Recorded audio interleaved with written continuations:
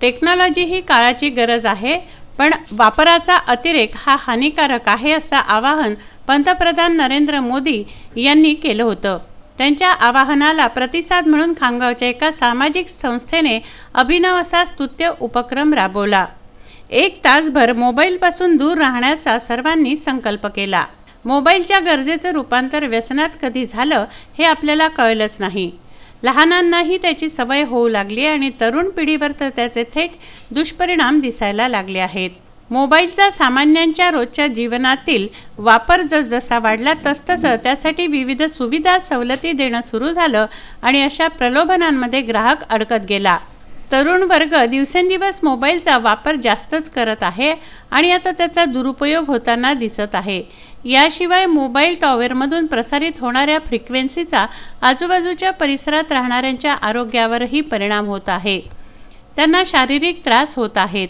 आजचा फ्रिक्वेन्सीचा प्रमाणक normal 450 milliwatt per square metre आहे।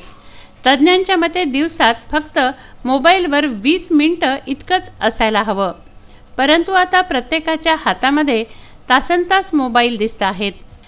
म्हणूनच तंत्रज्ञान माणसासाठी आहे, माणूस तंत्रज्ञानासाठी नाही हा फरक लक्षात घ्यावा, यासाठी या सामाजिक संस्थेच्या वतीनं हा उपक्रम राबवण्यात आला। दुसरा प्लास्टिक बॅन, तिसरा डी ॲडिक्शन आणि चौथा मोबाईल बंद करणे। म्हणजे बंद करणे इन द सेन्स कमी करणे किंवा जास्त अतिरेक जो वापर होतो आहे ते कमी करणे। आणि जसं आता प्राईम मिनिस्टरांनी सांगितलेलं आहे मुलांशी बोलताना एक 10-12 दिवसा पहिले की आपण टेक्नॉलॉजीपासून दूर कसे जाऊ शकतो किंवा टेक्नॉलॉजीचा उपयोग एका लिमिटेड लेवलपर्यंत करायचा आणि त्याचा आपल्या शरीरावर दुष्परिणाम व्हायला नाही पाहिजे। आणि जसं आपण पाहिलं की मुलं जसं घरी येतो आपण तर आपल्याला आपली वाट नाही पाहत, मुलं मोबाईलची वाट पाहतात।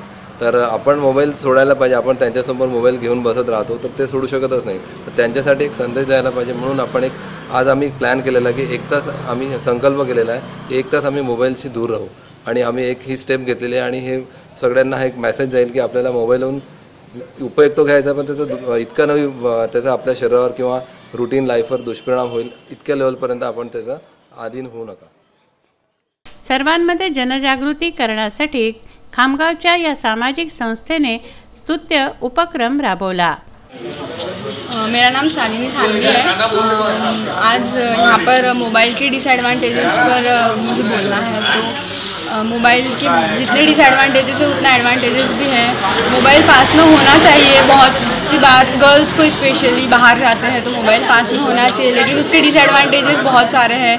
आँखों की अलग अलग डिसीजेस होती है, उसकी वजह से आउटडोर गेम्स बंद हो गए हैं। सब बच्चे घर में बैठ के मोबाइल यूज़ करते हैं। आउटडोर गेम बंद होने की वजह से फिजिकल बहुत सारी डिसीजेस हो रही है। तो मेरे हिसाब से मोबाइल को एक दिन में 1 घंटा या पास में बस जब ज़रूरी है तब यूज़ करना चाहिए। टेक्नॉलॉजी किती चांगली आहे आणि किती घातक आहे याबद्दल काहीच दिवसापूर्वी भारताचे पंतप्रधान नरेंद्र मोदी यांनी आपल्याला समजवलं। त्यांनी विद्यार्थ्यांसोबत हितगुज केली। आता आणि सध्या एका जे सध्या फॅड चालू आहे भरपूर, ज्याचं व्यसन आहे असंही म्हटलं तरी चालेल, मोबाईल सेक्शन त्या शॉपमध्ये। आणि आपण इथं पाहू शकता वेगवेगळ्या कंपन्यांचे वेगवेगळे मोबाईल्स आहेत।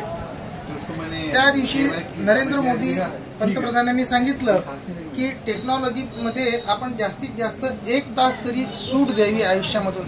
आपलं घर, आपले नातेवाईक, आपल्या जवळचे काही काम ते करावे, म्हणजे टेक्नॉलॉजीचा खरा उपयोग होऊ शकतो।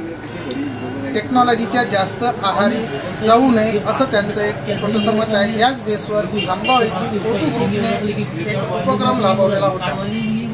एका खोक्यामध्ये सर्वांचे मोबाईल जमा करण्यात आले। विदर्भ न्यूज खामगाव।